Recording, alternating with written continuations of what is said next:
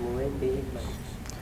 បាទជំរាបសួរបងអូនលោកគ្រូមេឃៀងពីខាងសាលា e-school ទៅថ្ងៃហ្នឹងសូមសម្ភាសជាមួយបងអូនតិចតកតងទៅនឹងការសិក្សាជាមួយ e-school អញ្ចឹងសូមឲ្យបងអូនជួយណែនាំឈ្មោះរបស់បងអូនក៏ដូចជាបងអូនសប្តាហ៍ថ្ងៃរៀននៅវិទ្យាល័យណាហើយនៅភ្នំពេញឬនៅខេត្តដែរអញ្ចឹងណាចាជំរាបសួរបងនាងខ្ញុំឈ្មោះភពដុំវិជ្ជាអធិបតីរៀននៅវិទ្យាល័យព្រះសីហនុនៅរាជធានីភ្នំពេញបាទសូមអរគុណច្រើនបងអូនអញ្ចឹងចំពោះការរៀននៅថ្នាក់ទី12របស់បងអូនឆ្នាំនេះបងអូនជ្រើសរើសយកផ្នែកវិទ្យាសាស្ត្រពិតឬសង្គមដែរបងអូនចាបងឆ្នាំនេះខ្ញុំជ្រើសរើសយកថ្នាក់វិទ្យាសាស្ត្រពិតអូខេឆ្នាំនឹងបងអូនជ្រើសរើសយកថ្នាក់វិទ្យាសាស្ត្រពិតអញ្ចឹងចំពោះបងអូនអាចចាប់ផ្ដើមចូលរៀនជាមួយ e-school អំឡុងខែណាដែរហើយយើងមិនបានយើងសម្រាប់ចិត្តរៀនលើថ្នាក់ហ្នឹងអញ្ចឹងណាចាបងខ្ញុំបានជ្រើសរើសយក e-school នៅប្រហែលជាដើមខែ1ព្រោះដោយសារនៅអំឡុងពេលហ្នឹងគឺខ្ញុំមានសម្ពាធខ្លះៗដែរពីការសិក្សាព្រោះមានអារម្មណ៍ថាពេលរៀននៅសាលាដូចនៅខ្វះខាតចន្លោះតិចតួចដូចថាអត់សូវមានកលឹះគ្រឹះរឹងមាំអញ្ចឹងទៅខ្ញុំចង់ជ្រើសរើសយក e-school ដើម្បីប្រងដងបន្ថែមគ្រឹះពីក្រោមឡើងវិញដែរអូខេអញ្ចឹងចំពោះចំណាប់អារម្មណ៍បងប្អូនពេលដែលយើងបានចូលរៀន e-school ហើយយើងមានចំណាប់អារម្មណ៍យ៉ាងម៉េចខ្លះដែរបន្ទាប់ពីបានរៀនជាមួយសាស្ត្រាចារ្យ e-school Cambodia របស់យើងចាបងក្រោយពីខ្ញុំបានជ្រើសរើស e-school សិក្សានោះខ្ញុំមានអារម្មណ៍ថាខ្លួនឯងរីកចម្រើនជាងមុនហើយមានការជឿជាក់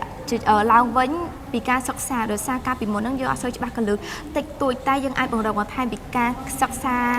នៃកញ្ចប់ e-school បាក់ឌុប2025នេះជាមួយលោកគ្រូអ្នកគ្រូដែលមានបទពិសោធន៍ជាច្រើនឆ្នាំហើយគាត់មានកលឹះជាច្រើនដើម្បីឲ្យមានភាពងាយស្រួលសម្រាប់ការយើងសិក្សា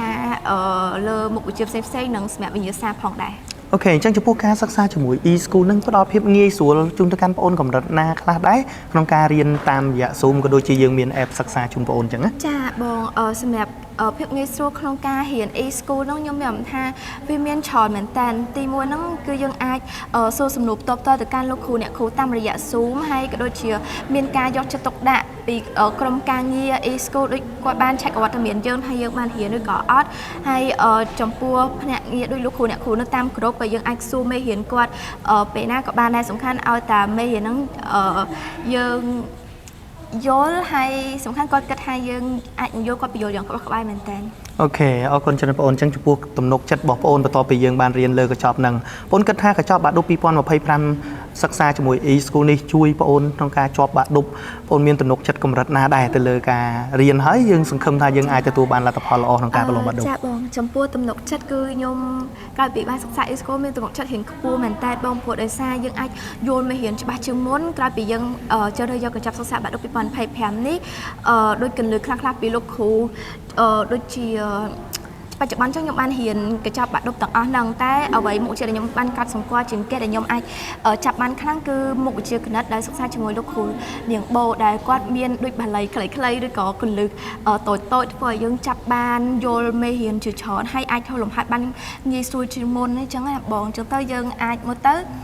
យល់នឹងបានដឹងពីការរបៀបសរសេរដើម្បីឲ្យយើងយកបន្ទុកបានច្រើនអត់ធ្វើមិនឲ្យអ្នកកែកុំឲ្យអ្នកកែនឹងចាប់បន្ទុកយើងអូខេអញ្ចឹងដោយសារបងអូនរៀនហើយទទួលបានប្រយោជន៍ក្នុងការសិក្សាជាមួយ e-school សង្ឃឹមថាបងប្អូនផ្សេងទៀតក៏នឹងទទួលបានប្រយោជន៍ដូចបងអូនដែរតែបងអូនមានការរីកcommentទៅកាន់សិស្សទី12បាក់ឌុប2025នេះក៏ដូចជាសិស្សឆ្នាំក្រោយបាក់ឌុប2026យ៉ាងណាដែរតើគាត់គួរតែរៀនត្រៀមបាក់ឌុបជាមួយ e-school ដែរទេក្នុងការប្រឡងបាក់ឌុបថ្ងៃខាងមុខរបស់គាត់ចាបងសម្រាប់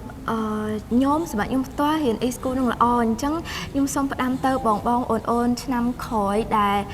មើលទៅគាត់គិតថាខ្លួនឯងនៅខ្សោយឬក៏កលឹះនៅសល់ខ្សោយកលឹះក្រោមអញ្ចឹងខ្ញុំគិតថាខ្ញុំលើកទឹកចិត្តឲ្យពួកបងប្អូនទាំងអស់ចោះឈ្មោះចូលរៀន e-school ទាំងអស់គ្នាដើម្បីពង្រឹងសមត្ថភាពបន្ថែមដើម្បីឲ្យមានភាពជឿជាក់និងងាយស្រួលក្នុងការប្រឡងបាក់ឌុប2026នេះផងដែរបាទសូមអរគុណច្រើនបងប្អូនចំពោះការផ្ដល់សុភ័ក្រថ្ងៃនេះបាទអរគុណអូយខ្ញុំឡើងហើយមិនដែរបងខ្ញុំស្ទាក់